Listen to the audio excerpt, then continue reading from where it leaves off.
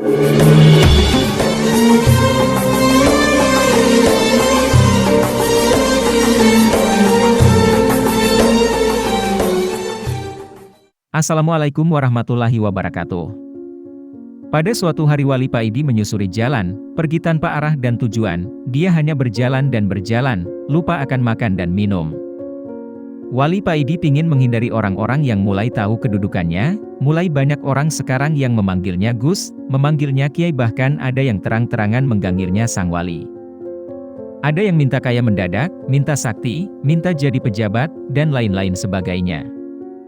Kehidupan Wali Paidi sekarang tampak ramai, ada saja orang yang memerlukan bantuannya, soal jodoh, soal penglaris, dan ada juga yang hanya minta barokah doa, dan yang paling berat ada yang minta diakui murid.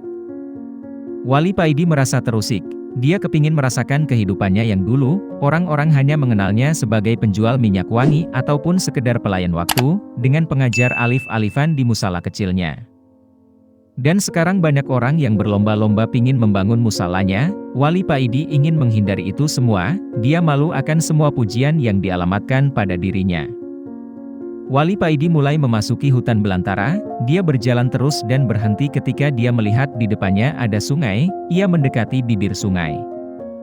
Dilihatnya airnya begitu jernih, dia menunduk dan mulai membasuh tangan dan mukanya, lalu Wali Paidi memperbarui wuduknya. Karena Wali Paidi ini diberi kemampuan oleh Allah untuk selalu dalam keadaan suci, memiliki wuduk, atau bahasa ngaji, daimul wuduk, baik secara syar'i maupun hakikat.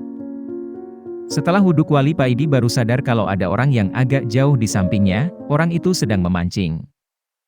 Wali Paidi mendekati orang itu, dia merasa orang itu bukan orang sembarangan, melihat wajahnya dan tiba-tiba saja hati Wali Paidi semakin tentram ketika melihat orang ini. Wali Paidi mau mengucapkan salam tapi kedahuluan orang tersebut. "Assalamualaikum Kang Paidi," ucap orang itu. "Waalaikumsalam, kalau boleh tahu siapakan Anda?" tanya Wali Paidi keheranan. "Untuk saat ini namaku Syukran Fahmi," jawab orang itu. Wali Paidi terdiam, dia hanya menunduk memikirkan jawaban orang tersebut, dan tiba-tiba saja sikap Wali Paidi berubah dengan sendirinya tanpa ia sadari. Wali Paidi bersikap seakan menghadapi gurunya.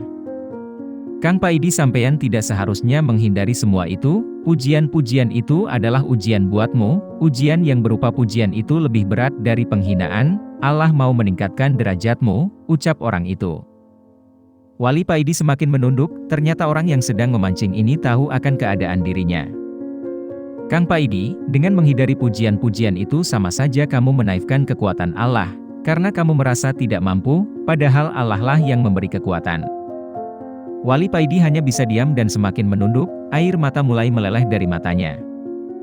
Ingat, la haula wala quwata illa billah, merasa mampu dan merasa tidak mampu itu tidak boleh, itu sudah syirik khafi bagi orang setingkat kamu, karena Allah yang memberi kekuatan, Allah meliputi segalanya. Wali Paidi menangis terseduh-seduh, dia yakin orang yang di depannya adalah Nabiullah Khidir, dia ingin bersalaman dengannya untuk memastikannya. Setelah menangisnya agak reda, Wali Paidi mengangkat wajahnya dan mau bersalaman dengan orang itu. Tapi orang yang mengaku bernama Syukran Fahmi sudah hilang dari hadapannya.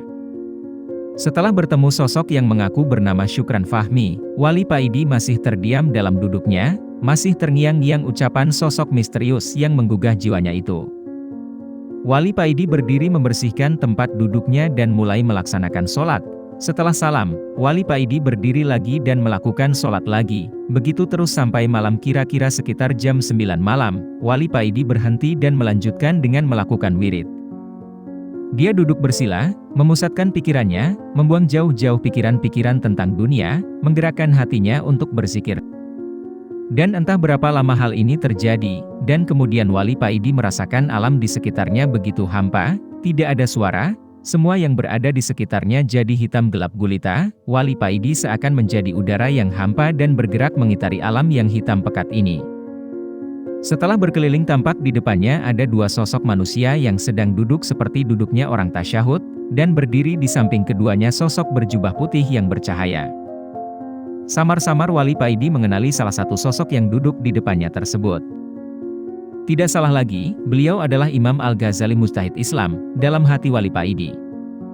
Lalu Wali Paidi melihat sosok baju putih itu maju ke depan dan berkata kepada sesuatu yang di depannya, sesuatu yang tidak terlihat.